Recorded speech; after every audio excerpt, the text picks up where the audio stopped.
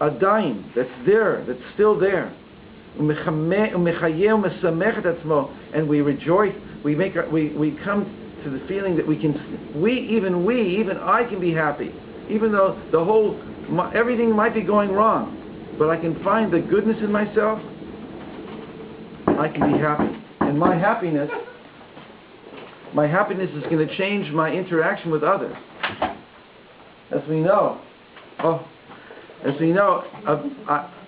there's something called the victim. The victim. When I walk around thinking everything goes wrong for me, nobody likes me, everything I try and do, everything goes wrong, it's their fault. I'm a victim. Right? And what happens then? Does anybody want to tell me what happens when I go into my victim mode? It causes things to go bad. Huh? It causes things to go bad. Yeah, it's amazing. People sense it. People sense it. What? I hear what you said. What happens when I'm in my victim mode? When I think everybody's against me, and I make a phone call to somebody, and I introduce myself. They literally hear it in my voice, and I say, "They did it to me again, just like everybody else. I can't stand these people." Right? So how do I get out of that? It took me a long time. Anybody else want to admit it? It took me a long time. I was one of them.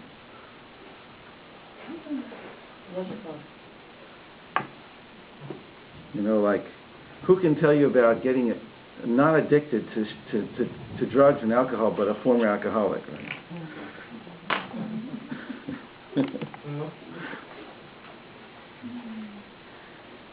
So, but I want to plow more. You're going to get much more if you really see what he says. It's a masterpiece. So please bear with me. And then, of course, the discussions will flow out of it, I think, naturally. So anybody who wants to say anything at any point you feel you want clarification on. So we've done the fourth line. It's the third line from the bottom of the page. Tova adain. When we found that point of goodness in ourselves, mechayev mesamech atzmo, we can rejoice and bring happiness to ourselves. Umeorer et atzmo, and we can awaken ourselves la'avodat Hashem yitbarach through this to the service of Hashem. And then there's I need to feel. I guess it's saying I need to feel good about myself, or about the good in myself, in order to even believe that I can serve God, or even to believe that I even want to serve God. Like I want to cut off from Him when I feel lousy. I don't want Him to see me, and I don't want to see Him. We know what happens to us. So what he's trying to do here is to try and show us the basic work of coming into more of a positive relationship with ourselves, with others, and with Hashem. And again, it has to do very basically with listening to the voice of judgment and saying to it, what right do you have to say that? Where did you come from? I know I'm wounded, but you can't just keep wounding me. Let's get healthy about this.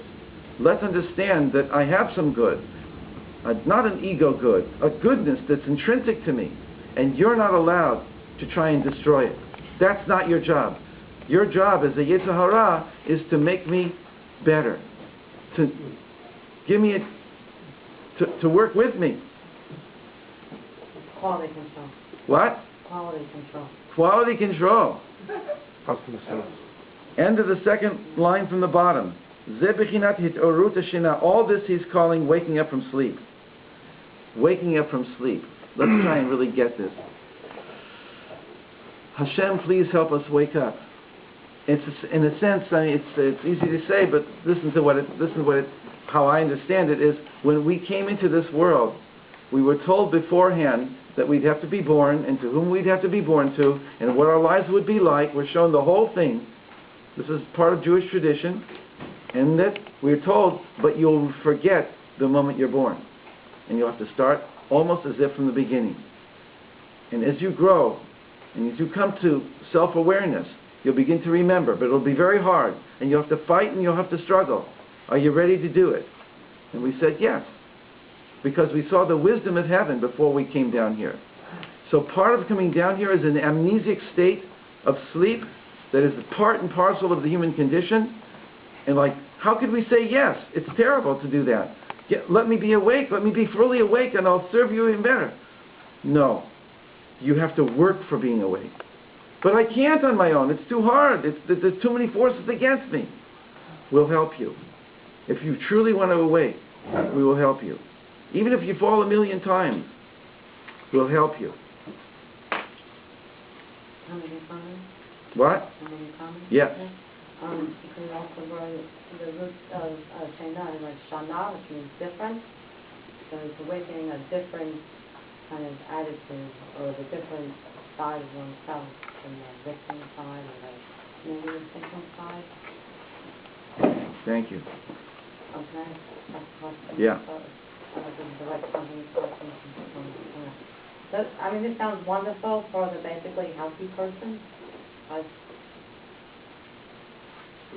there are people that are just generally going through a very difficult time, and again, you don't ask for the hardships and the sayonot, and part of what makes it harder or easier to bear is how we view it. I understand that, but so that's how do we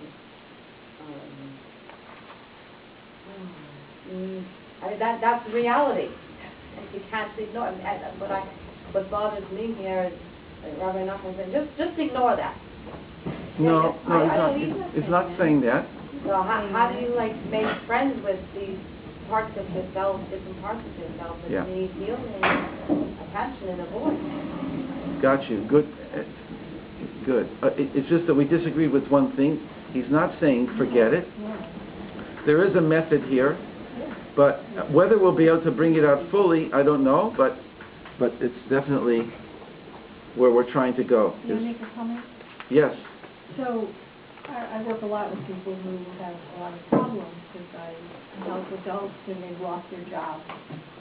And what you try and do, because they come to you in despair, of course, and they only see the negative about themselves and and the company and everybody else. So what you try and do is bring them to a good point where they see the good in themselves, and they can view themselves positively, and they can see opportunities going forward. And I think this speaks to it exactly. Yeah, it's a reframing. 100%. It's a reframing. Temporarily, let's say, let me look at the good. It's not that the other stuff is not going to be there, Right. but I'm going to be able to handle it instead of being overwhelmed by it. And that's like somebody told me about a Jungian therapist, and they said, how do you do this? How do you help these people? She says, I see the good in them, and I empower it. I believe in them. They don't believe in themselves, and that's us. So we need somebody to be there for us, and we can do that for each other. We have to hear the Torah behind it. This is basically Rabbi Nachman's Torah, is to hear the power of the force of good, and to know that it's 1,000,000 times stronger than the negativity, even though at first it doesn't seem like that. What do you want to say? Couldn't it be said that whenever there's some type of duality, that this is good and this Mitzvah is bad, there's always going to be bad. But Rabbi Nachman teaches it, and you see it in so many other sources, Eino Milad.